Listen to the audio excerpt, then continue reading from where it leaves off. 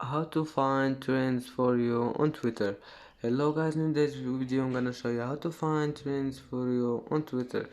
First thing you're gonna do is go to Twitter and then just click here this icon, click on it, and as you see here you can find trends for you, and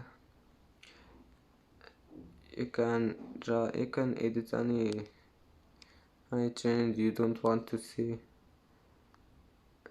And as you see, this trend has been hidden. And that's how find trends for you on Twitter.